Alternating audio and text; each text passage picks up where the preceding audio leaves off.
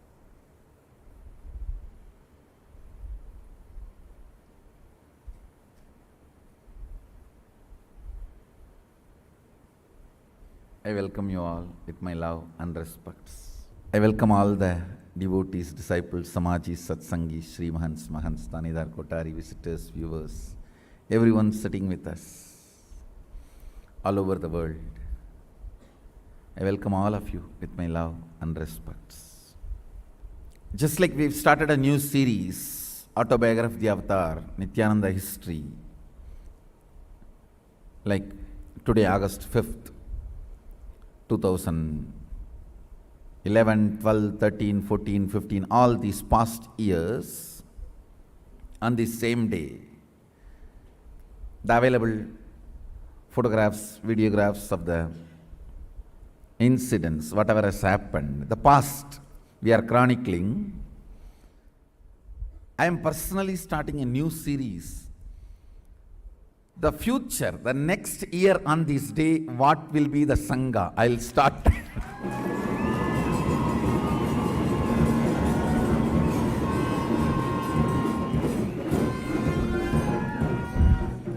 You guys match and publish how it is unfolding and becoming reality. The 5th August 2018, with 5,000 Adinavasis in Bengaluru Adinam campus, as Acharya of Niranjani Pita, and with 700 branches all over the world, Sangha will be. Let it be on record.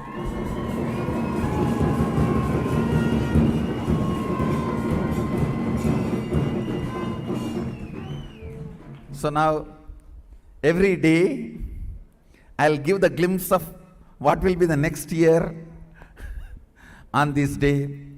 So let's start a new series. Understand ordinary man's history are written after he lives.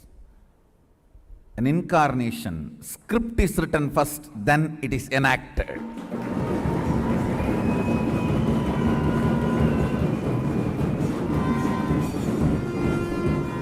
That is why it is called Leela. It is called Leela, drama in the universe. Sometimes these fools scream, I think he's acting. Are you a fool?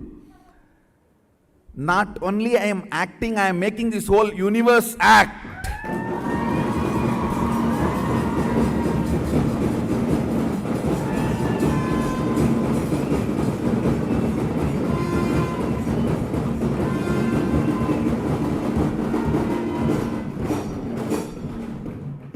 நடிப்பவனும் நாடகம் நடத்துபவனும் நாயகனும் நானே.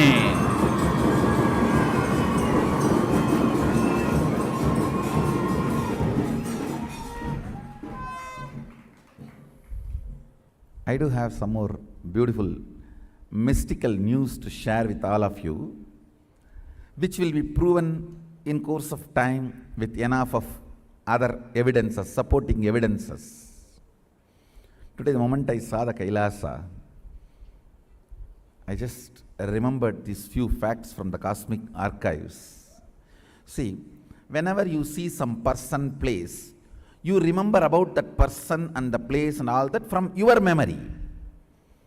Whenever I see a person or a place, I remember it from my memory.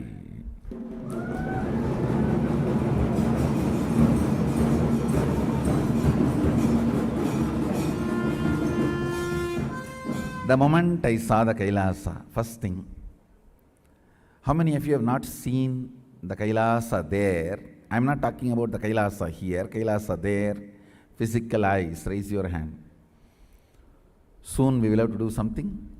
I will organize.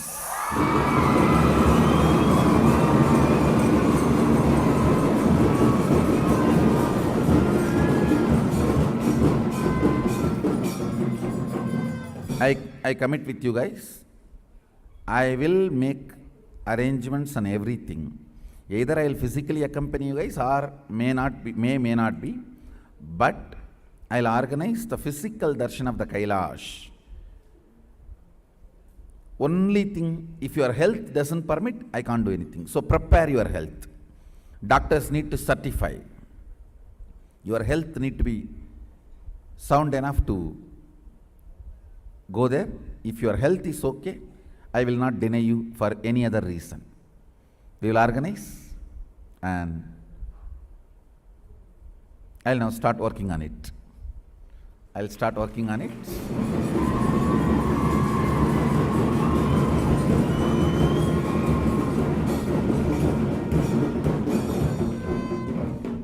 If your eyes have not seen the Kailas in the physical world, see, when I say Kailas in the physical world, that real Kailasa's reflection is this Kailasa in Tibet. If you have not seen that Kailasa, when you come there, you will not even have your eyes functioning. Understand? So don't miss seeing this Kailasa, it is too important. Only if your eyes see this Kailasa and settle with it, when you come there, for that grandeur, your eyes will be able to even cognize. கையிலை காட்சி காட்டும் பொழுது கண்கூசாதிருப்பதற்கே தன் திரு கையிலை பூமிதனில் காட்டி நமையெல்லாம் உருவாக்கும் இடம் அந்த திருக்கையிலை. Understand? When you actually come to the Kailasa, your eyes should not be frightened, overwhelmed. Your eyes need to be trained. For that only, he made the physical Kailasa here. So your eyes are accustomed, in tune. When you come there, you will not close your eyes. You will not freeze. That is why this Kailasa. So anybody wants the space in the Kailasa, don't miss seeing this Kailasa at least once when you are in the body. It is too important. It is too important. If my health permits, I'll join with you guys, because I have decided to work and came down. Or you can use me to give you the initiation and conduct the spiritual process. If you don't do that, I will do that also, because I cannot leave that. If you do that, then I will do only the initiation part. Then I will have more time and I'll be able to. So finally it boils down to you guys. It is collective responsibility you guys feel. Or still you always feel, oh, I am responsible. In this various mental setup, I'll tell you the cunning criminal mental setup. Oh, I am responsible, nobody is supporting me. That nobody is nobody other than you. Whenever you become responsible, Sadashiva himself supports you.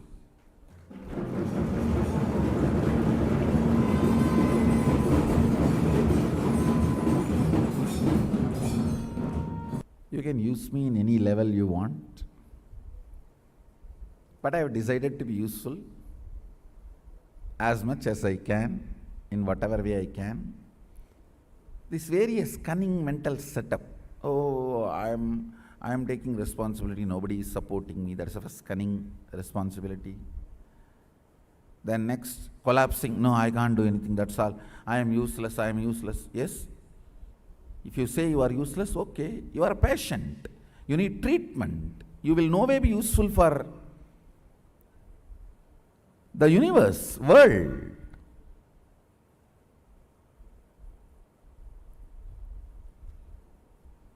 Then naturally I will have to take the responsibility on my shoulder. Understand?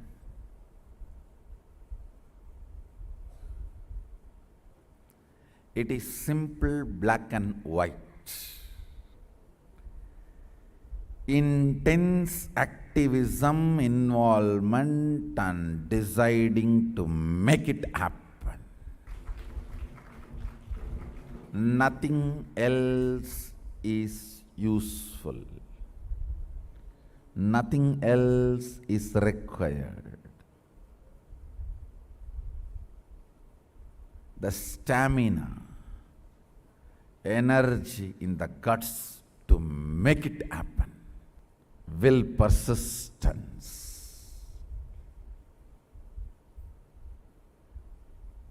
Do you know in how many places the oppositions I am facing?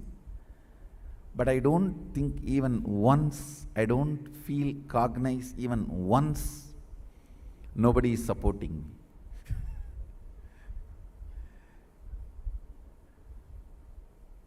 I am very clear because I have taken the responsibility. Sadashiva himself is supporting me.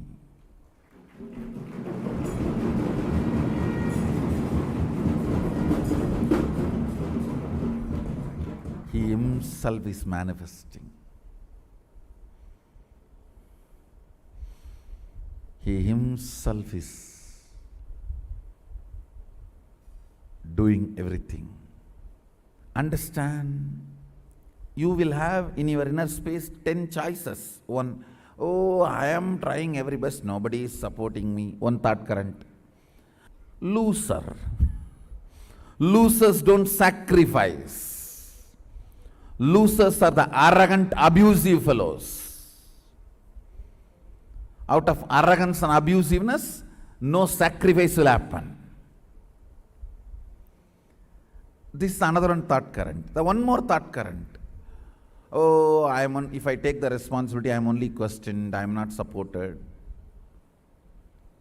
You are given everyday food, that is a support. You are given all your basic needs, that is a support. You are given all the survival needs, that is a support. But nobody bothers about all the support available. They think, oh, all my work everyone will do and I will put my name, that is what is called support. So that is what if you are defining and expecting as a support.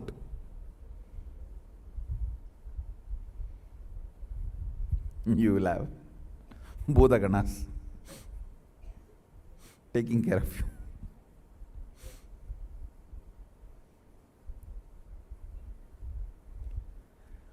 All these thought currents will run in you.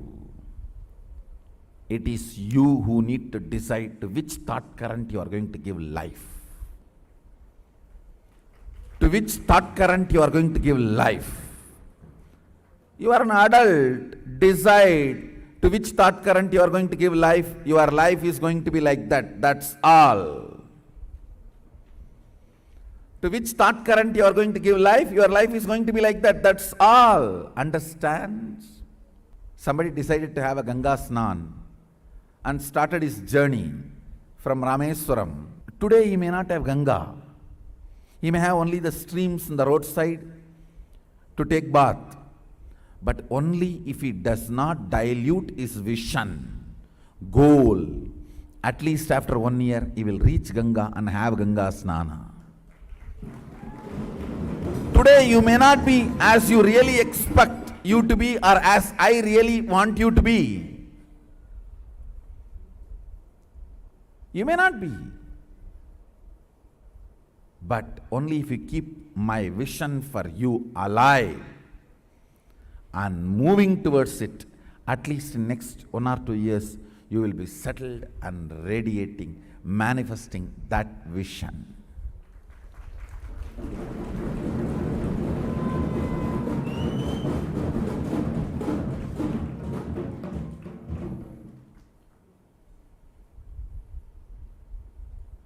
Understand,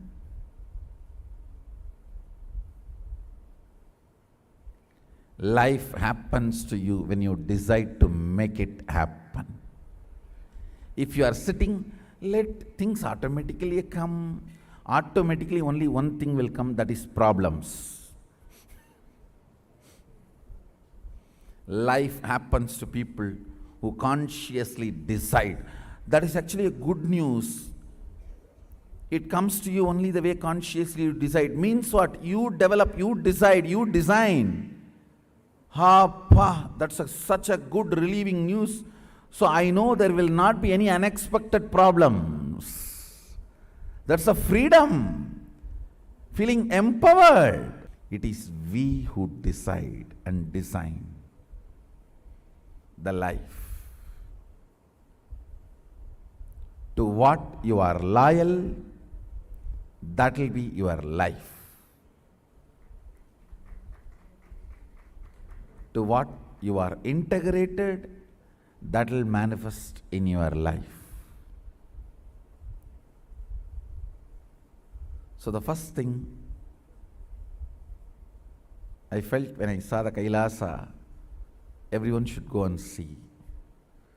I'll make sure and I'll take the responsibility that all the Adinavasis get the darshan of the physical Kailasa with your physical eyes.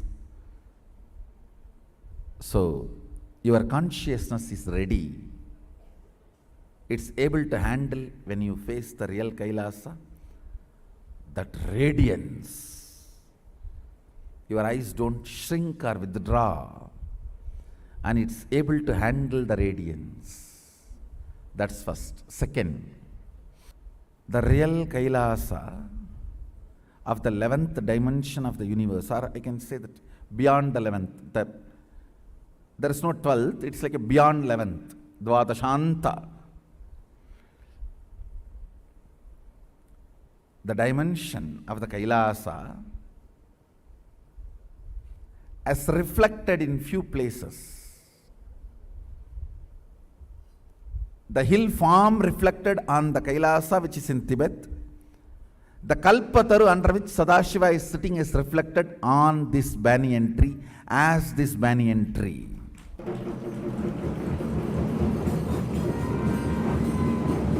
That is why Kamikagama clearly describes southern side of the physical Kailasa.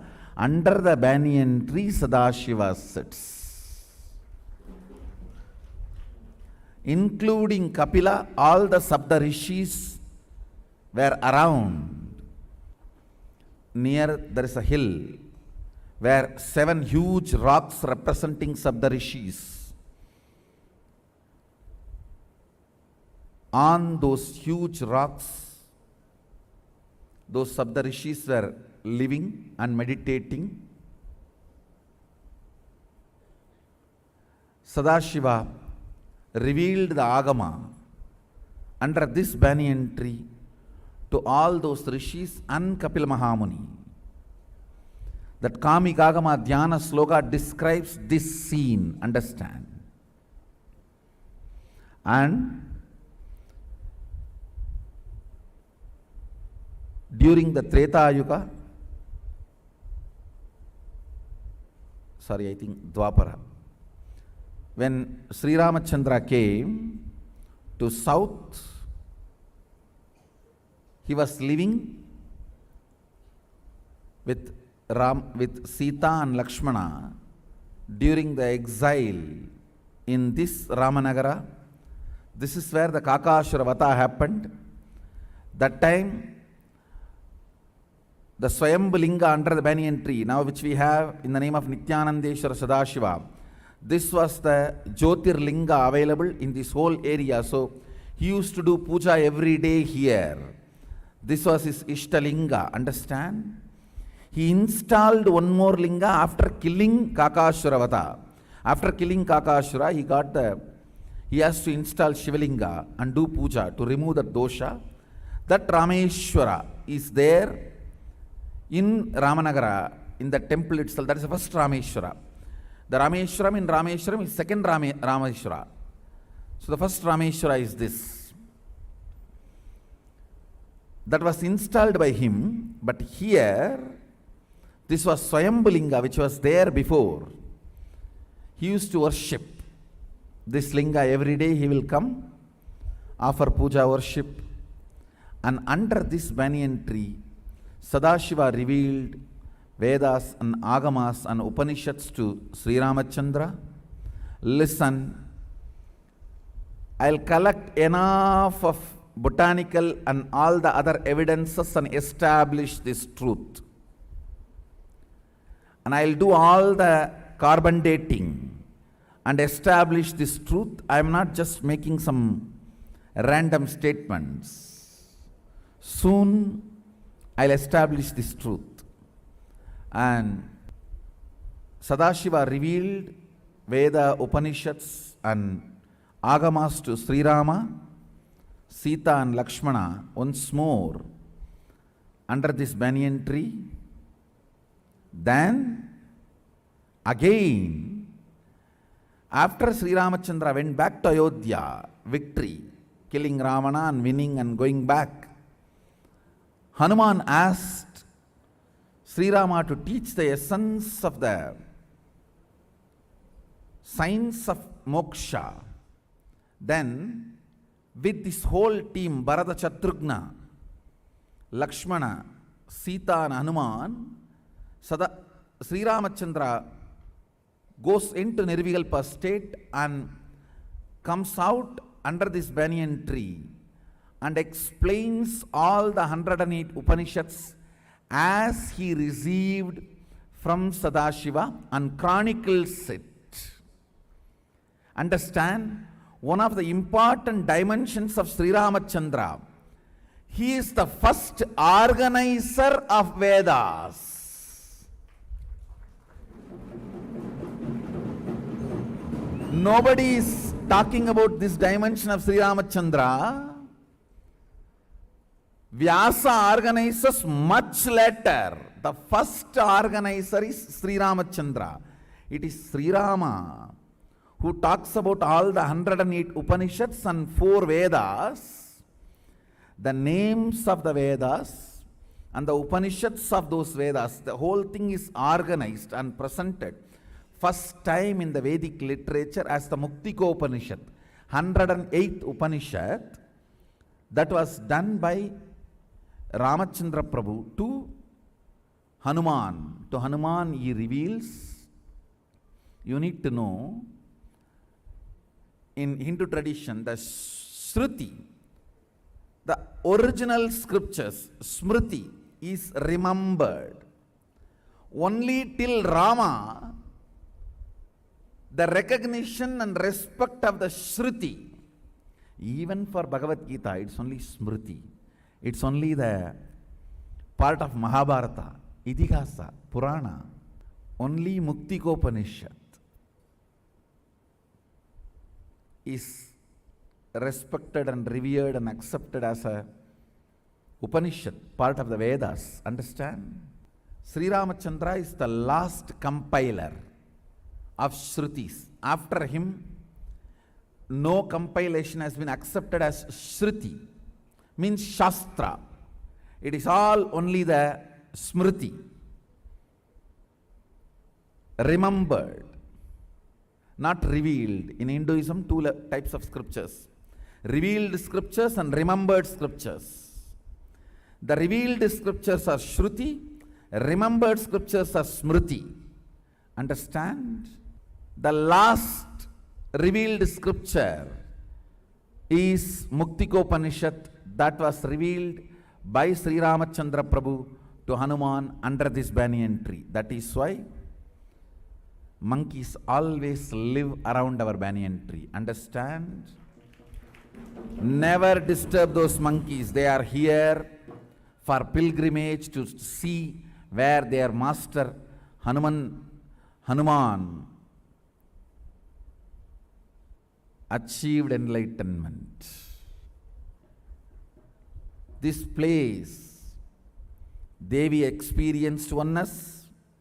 Saptarishis, Kapila, all of them were revealed Agamas and they experienced oneness. And Sri Rama, Sita, Lakshmana, they all have been revealed and they experienced oneness. And Hanuman experienced same oneness from Sri Ramachandra Prabhu. It's a pilgrimage center for all their followers. Understand?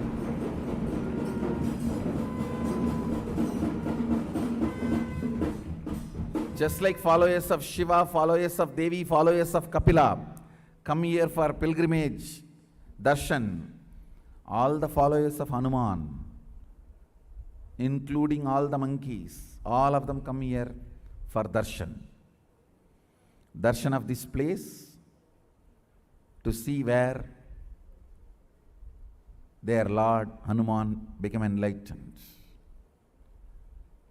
The Kamika Agama very clearly says, Kailasa Dakshine Shringe Nanascharya Samanvite.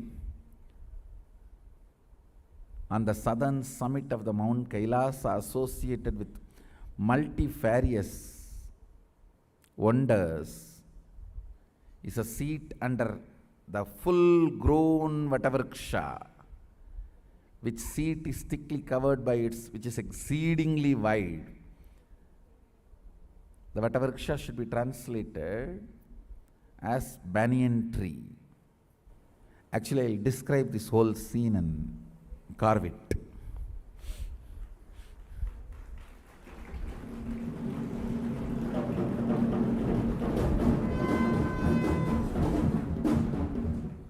Soon I will authenticate all this information with more evidences, which you can relate with and understand,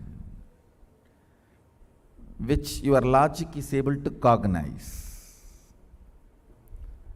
Of course, if you are a disciple, my word is the pramana for you, your cognition, your depth immediately cognizes. If you are yet to be disciple, understand, this is the definition of disciple. If I utter something and your being immediately cognizes it, if your depth immediately cognizes it, you are a disciple. If you say, no, you are saying I understand, but I think I am a waste, I am not able to cognize, then you are a waste only. Who says no?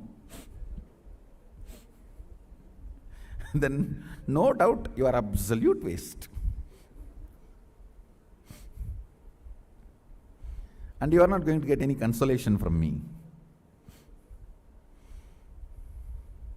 Consolation is not completion. Completion is for courageous people.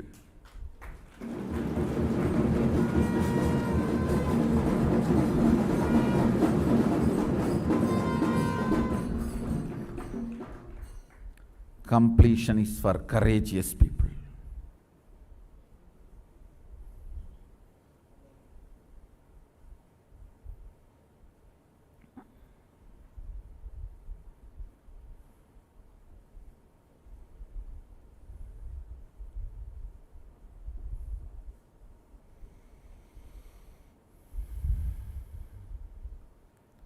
All thought currents runs in front of us. We decide to which thought current we should give life. We decide to which thought current we should give life. Be adult and give life to the thought current which will give life to you. Understand? For anything you give life and that gives life to you is dharma. Dharmo rakshati rakshitaha means, the statement has two meanings. One, if you protect dharma, dharma will protect you. Dharma is which protects you when you protect it. It is definition of dharma also. It is not only the quality of dharma explained, it is a definition of dharma also. Understand? The word dharmo rakshati rakshitaha means when you protect it, it protects you. And definition of dharma is when you protect, which protects you only is dharma. When you give life to a thought current and that thought current brings life to you, that is dharma. That is the right thought current. If you give life to the negative thought current, that is not going to bring life to you. It's going to kill you, destroy you. If you say, oh, I am a failure, 10 years I am here, nothing would be done, and let Swamiji, you don't have to sacrifice your seat and behave like a sacrificer. If you give life to this thought current, it's not going to give life back to you. So it is not dharma. You are giving life to adharma. Any thought current, if you give life to it and it gives life to you, that is dharma. Instead, if you give life to, yes, I may not be completely as Swamiji wants, but surely a lot has happened. I am going to make it happen. keeping Swamiji's vision continuously. I am not going to waste time and energy and life in empowering the wrong thought currents. I am going to empower only the right thought currents, which is going to give life. So when you empower that and that gives life to you is dharma.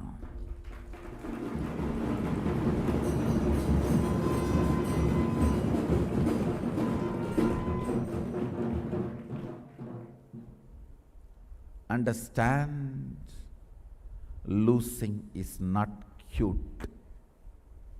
Losing is nothing but lacing. New word, lazying with your life is losing. Taking your life for granted, taking everything given to you by Sadashiva for granted, and waiting for some more things to be given to make it happen is laziness. All compassion, all support will be given to you when you are giving life to the thought currents of dharma. Because my love, my attention is energy, understand? It's pure energy. I should empower you when you are empowering the right things. When you are empowering the wrong things, if I empower you, that's it. That is your destruction. It's like giving boon to Bhasmasura. Sadashiva gave boon to Ravana, gave boon to many people.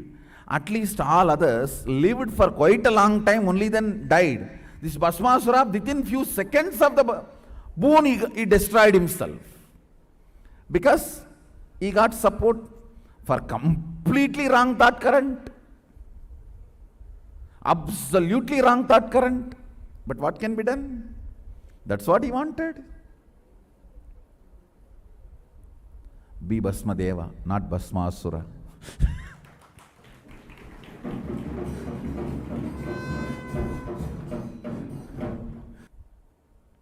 It is you who need to decide to what thought current you need to give life. And actually that thought current which you choose decides your body and health. Don't think your health chooses your thought current. No, your thought current chooses your health. Body is matter.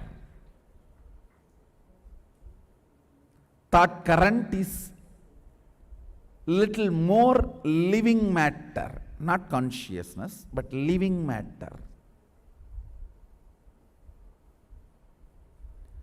Thought current is the salt that decides the taste of your life. What kind of a thought current you choose, that kind of a taste you will have in your life. Don't expect me to support your life negative thought currents, and that will be curse on you.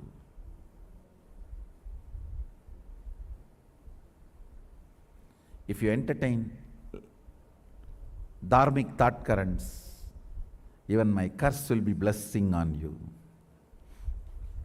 Because I can never curse. I can only wake you up.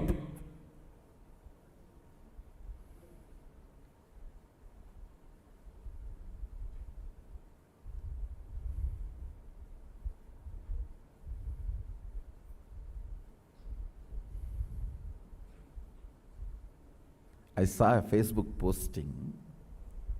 Some of our devotee has put a posting. If you say with oppositions and problems you can never survive and grow, I will not believe, because I am Nithyananda's disciple.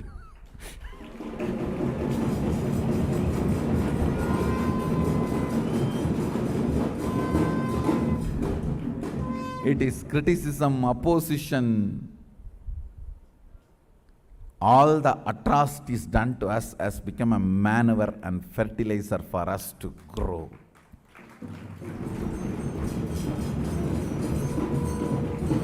I buried all of that and made that into fertilizer and growing. Manure and growing.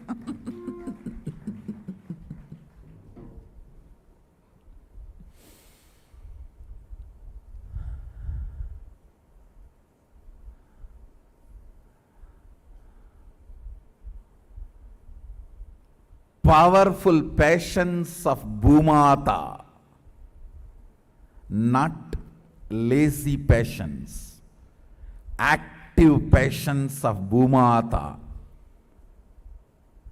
is the power of changing the opposition into maneuver. Understand, all the criticism, oppositions, attacks, slander, everything you face in your life, face it with the powerful patience of Bhumata. You will convert the whole thing into maneuver and fertilizer for your growth. You are Nithyananda's disciple.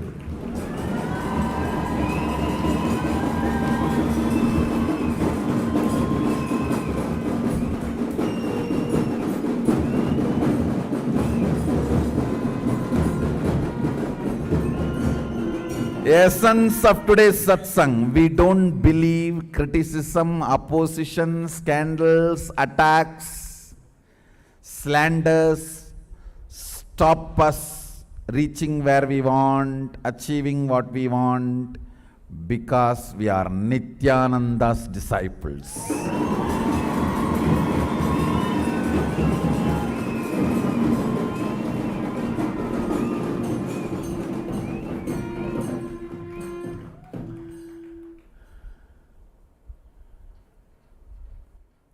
Powerful passions.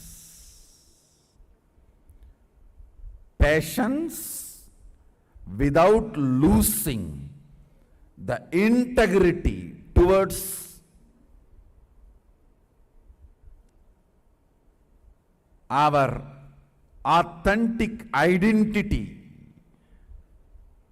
is what I define as powerful passions, will, persistence. So the hashtag for today is Nithyananda disciples.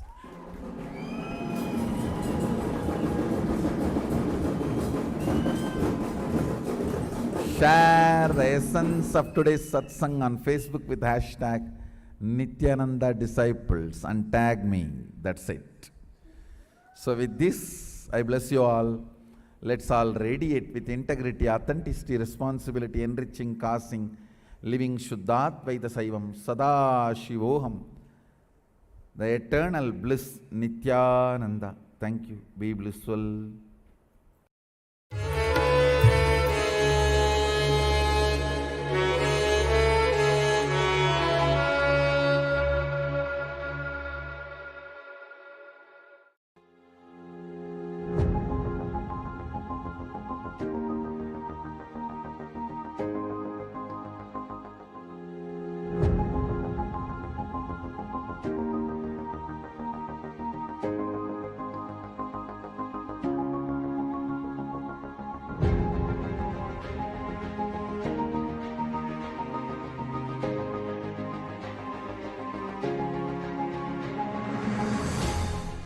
Understand, if your purpose is existential reality and artificial ignorance, artificial intelligence of the matrix is used to support it, great, you are out of the matrix.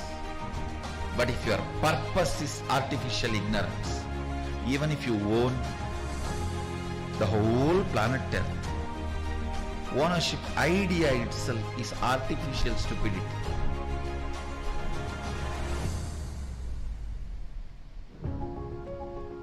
Within the matrix, anything you do is waste of your time, which is life for you. Your time is money for your boss, pleasure for your beloved. Your time has a various meaning for many people in your life. but for you, your time is life. If artificial intelligence or artificial ignorance, which all of us commonly accepted and created, if that becomes the purpose of your goal, you are grown, not living. Let artificial intelligence not be your purpose. It's a very good servant, but that is not purpose of life.